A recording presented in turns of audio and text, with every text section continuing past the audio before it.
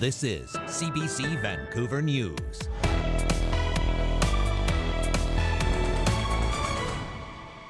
It is a little frustrated because we vote for the results, right? We vote for the election to get it done, right? And still no results. British Columbians have been waiting more than a week to learn who will be the next premier. And while the NDP is gaining some ground, it's still too close to call.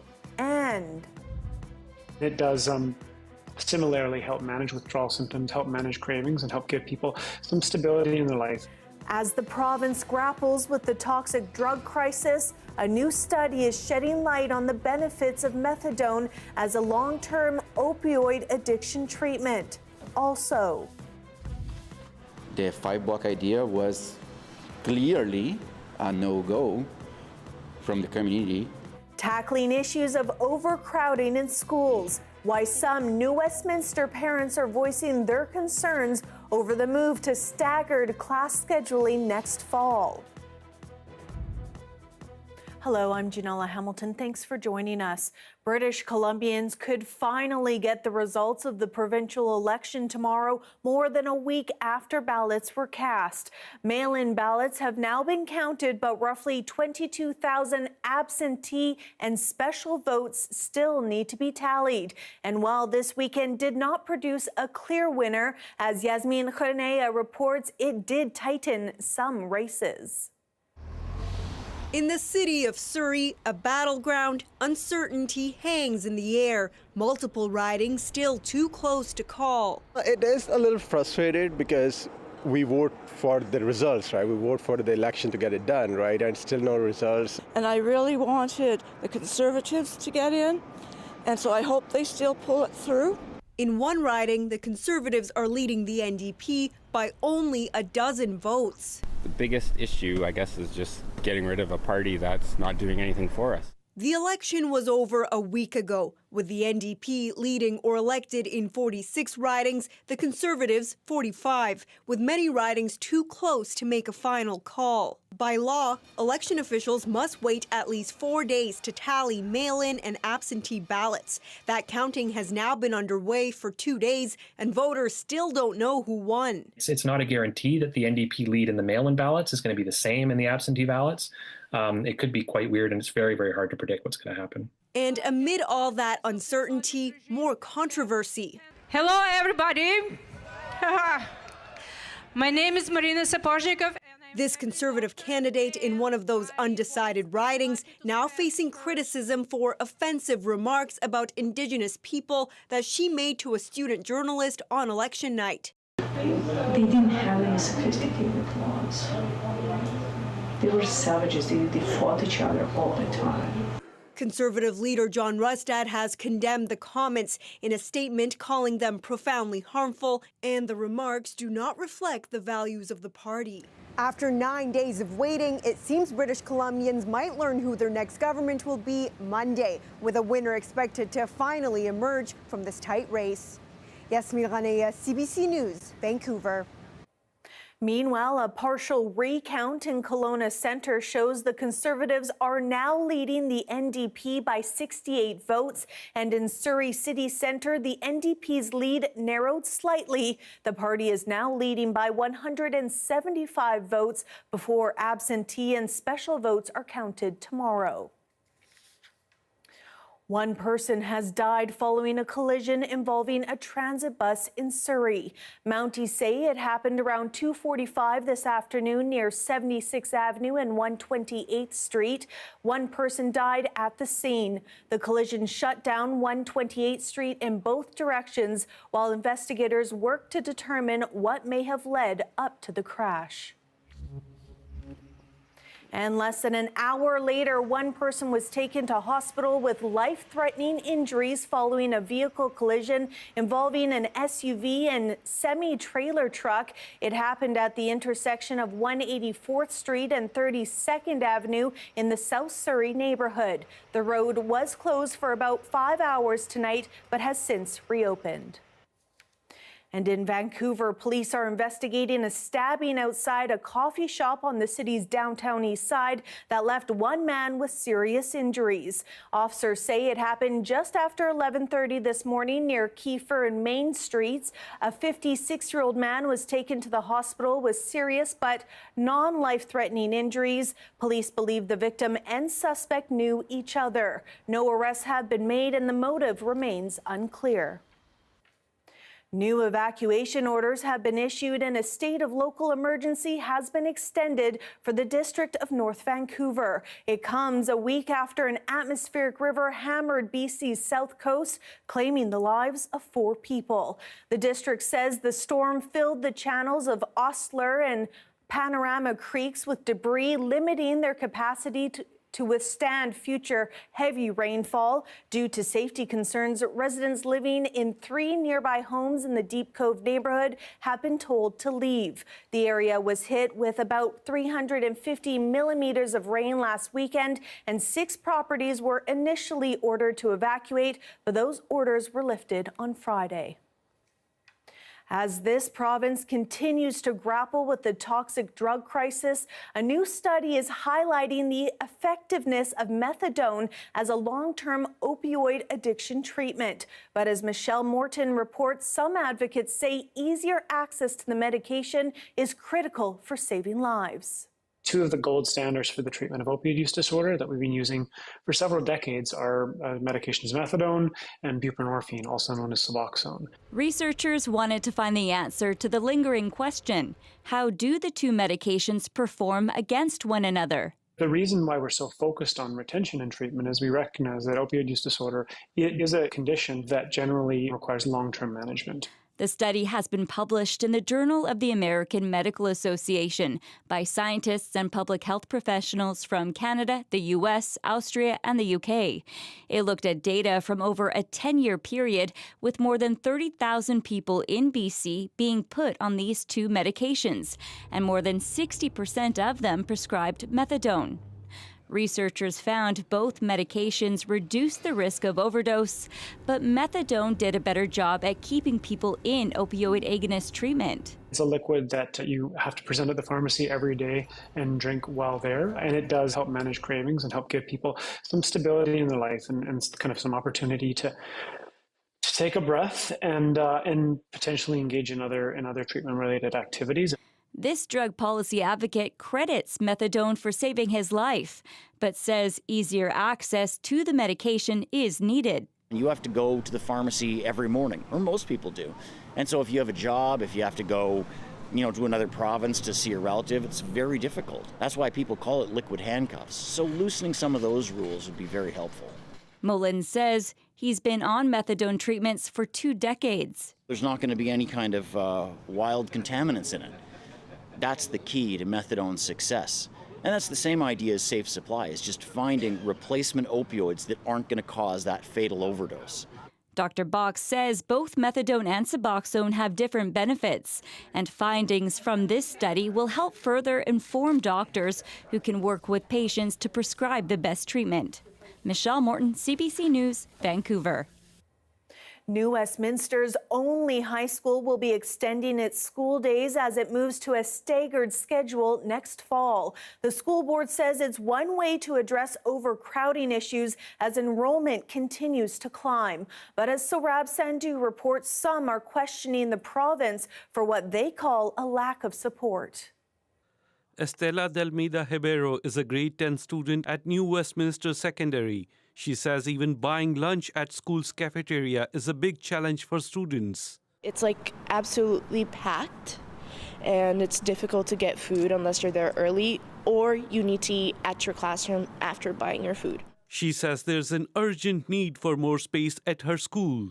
For the changes of classrooms between blocks, it is very, very packed. To deal with the overcrowding, the New Westminster School Board says a new 5-block system will be introduced next fall, an increase from the previous 4-block system. Estella's father says the idea was suggested last year by the school district, and most parents voted it down. The 5-block idea was clearly a no-go from the community. Hibero says the city is home to many young working parents who depend on public transport for their day-to-day needs. Kids here on secondary level are relied heavily from parenthood to take care sometimes of younger kids. Those 5 blocks idea does not fit well with that because it does not make it easier for them to pick up their siblings at this elementary or middle school levels. The school district says rapid population growth in the city is putting capacity pressure on the school system as it struggles to accommodate new enrollments. Things like placing portables that take away green space and outdoor space are, one, not often a great solution when you already have an undersized school site, but two, there physically isn't space to place portables on. Kwong says a major challenge is finding space for new schools. New Westminster Mayor Patrick Johnston says the province's housing legislation should keep this in mind. You also need to make sure you're building schools because we do feel the need for schools and other forms of infrastructure that comes along with that growth.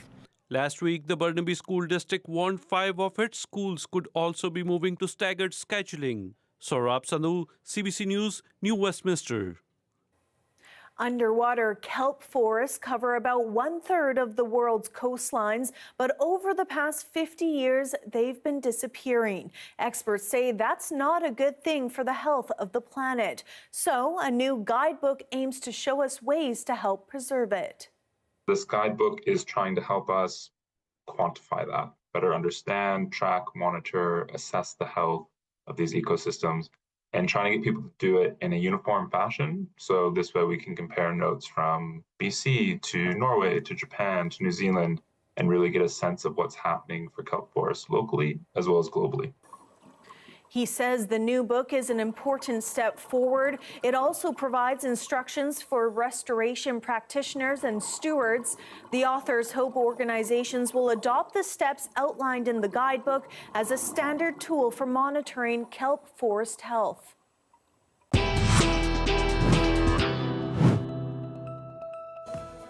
Still ahead, cuts to immigration are coming to Canada, but some businesses say the plan is flawed. That's next. Stay with us.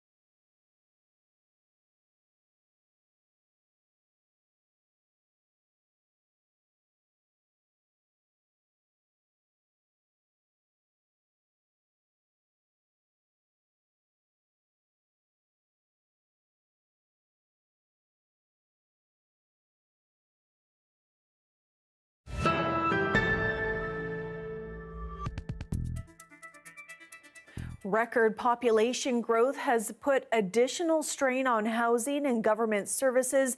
The immigration slowdown is supposed to buy time for governments to catch up.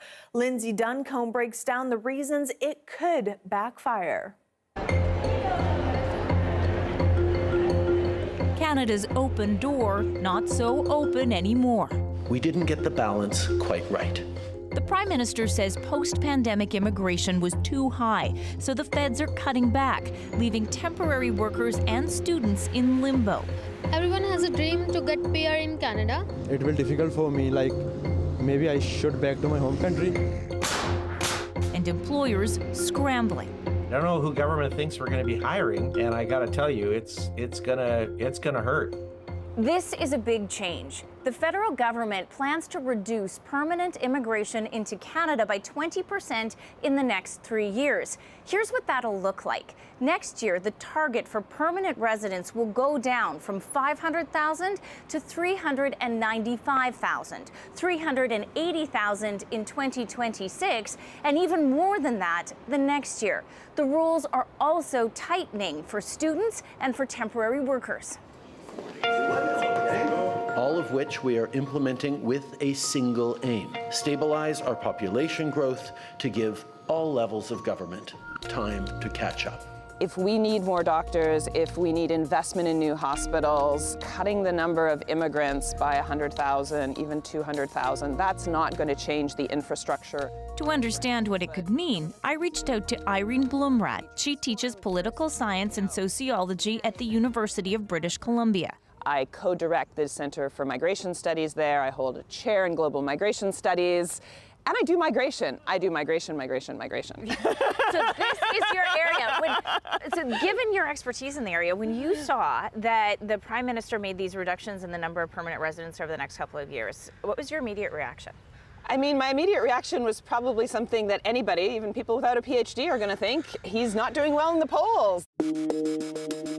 She says Canadians are souring on Justin Trudeau at the same time as they are souring on his immigration policy.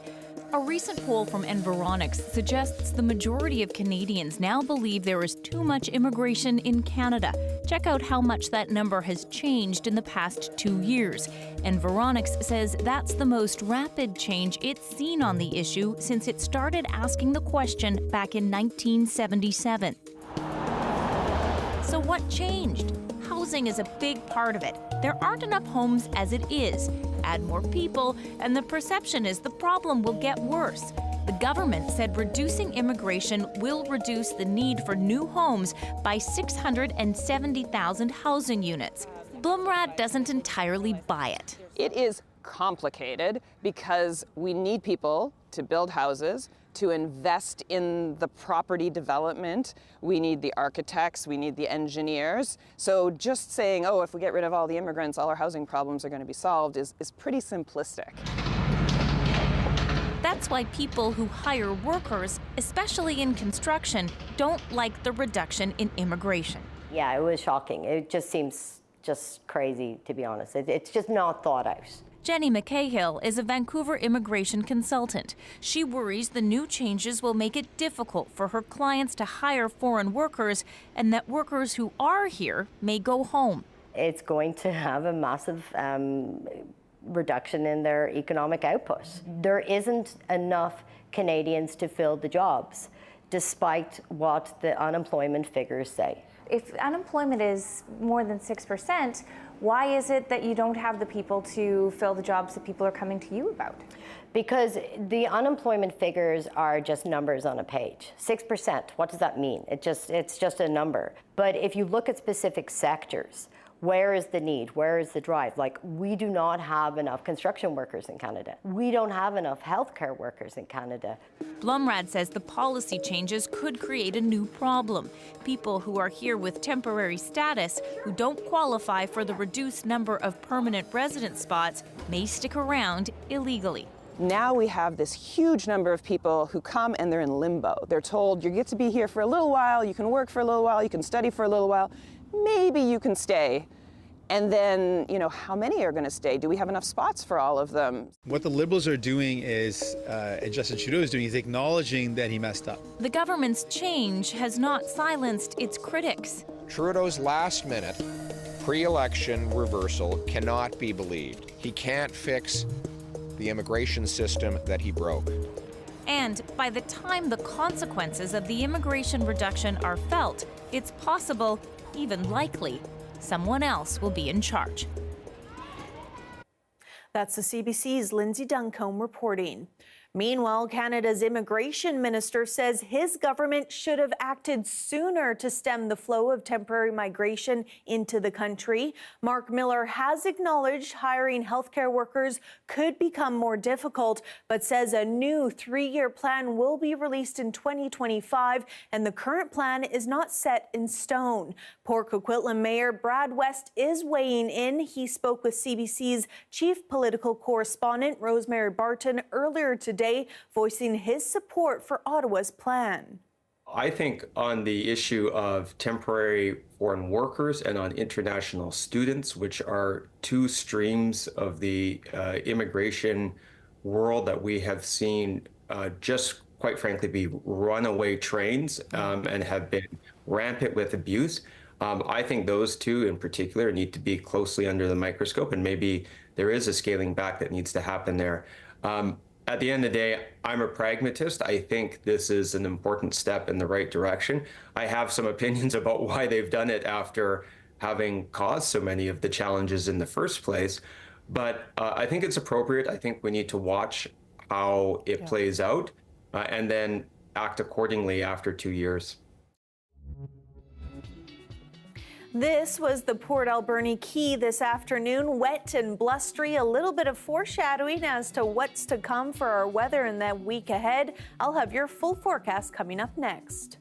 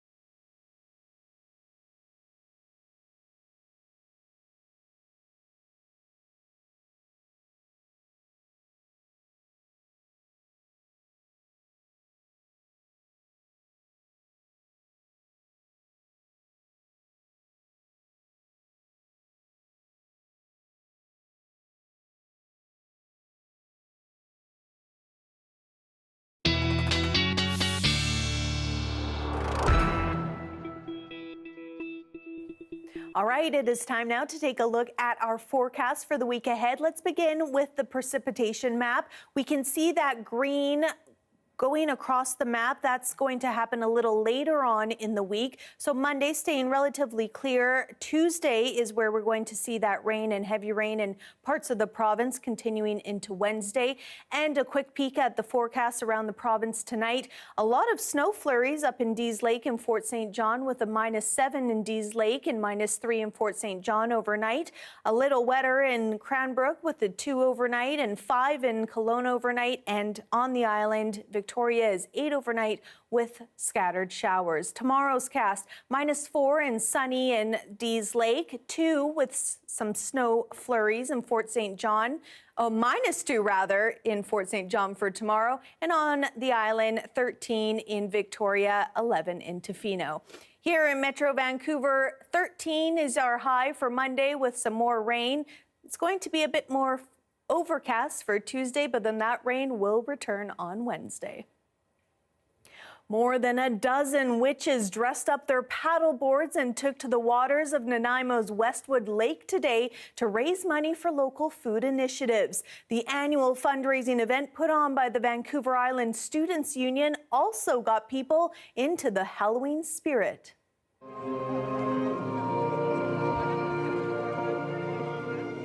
It is such spooky weather. I love it. It was a little bit worrying with the rain, but I think the participants are really taking it and running with it. It's spooky, it's cold, it's chilly. It's the perfect Halloween prep event. It looks like every single Halloween picture you could ever imagine. Oh, I love this. This is so fun. I am thoroughly enjoying getting to run around and hang out with the kids that are doing the scavenger hunts and maybe even hop on a paddle board myself if I want to risk getting in the water. But it's been an absolute blast today so far. So we love all things witchery. So we have so much fun decorating. We love Halloween. And this is one way to incorporate our love of Halloween. And we were excited to be here. We got here at 9 this morning to start loading it up. And yeah, I don't know, it's just an excitement feeling. Yeah, and we're just pushing that rain away. Yes. So we're just trying to be fun with it and encourage people to come out. Last year we had our theme was the Prohibition, and this year we've decided to be the apothecary shop and the elixirs of the sea. So we're working with the piranhas and the frogs at the lake and we have some mermaid tears, and just to make it fun and encourage the kids to come out too, because they do have the jumping bouncy castle. The bouncy castle as well, yeah. So we are taking donations for Nanaimo Loaves and Fishes as well as Nanaimo Food Bank. It's really important for us as students to see the fact that there is hunger in our community and also hunger within our VIU community. So to be able to give back to that is really super important. It's super important, and it's super important for the community to also know that we're here and we're a student union who's here to support students, here to support the community itself as well. That is your late news for Sunday, October 27th. Thanks so much for watching. Have a great night.